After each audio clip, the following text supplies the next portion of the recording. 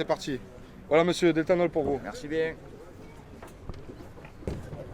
C'est une très grosse fierté d'être le premier port de France à commercialiser l'éthanol. C'est donc à Marseille, sur le Vieux-Port, que les plaisanciers pourront, pour la première fois en France, faire le plein de leur bateau au bioéthanol. Une solution économique et écologique qui semble n'avoir que des avantages. Cette possibilité permet une diminution du coût du plein d'environ 60%, donc c'est extrêmement intéressant pour les plaisanciers, et puis de diminuer la pollution aux particules fines d'environ 100%.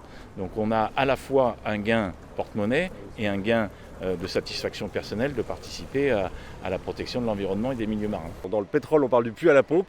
Dans l'éthanol, on parle du champ à la pompe, parce que c'est produit à partir de beaucoup de betteraves, de maïs et de blé.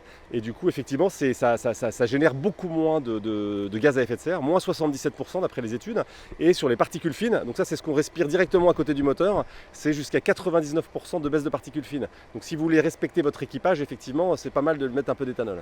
Seul problème, pour naviguer au bioéthanol, comme pour les voitures, il faut installer un boîtier d'une valeur d'un peu plus de 1300 €, dont très peu d'embarcations sont équipées pour le moment. On a une sonde qui vient analyser le contenu du carburant, et en fait en fonction du contenu du carburant, que ce soit de l'E85, du 95 ou du 98 ou un mélange des trois, c'est un système Diflex, on peut très bien, donc on peut le mélanger. Donc la sonde, elle va analyser le taux d'éthanol, elle va envoyer l'information au boîtier, et le boîtier, lui, va modifier l'injection, et donc le bateau va pouvoir à partir de ce moment-là commencer à naviguer à l'éthanol. C'est vrai qu'il faut convaincre les gens, je pense que à terme, peut-être pas pour cette année, mais pour les années qui vont suivre, sûrement que ça va se démocratiser, je pense. C'est donc un investissement pour l'avenir autant qu'une première sur le territoire français.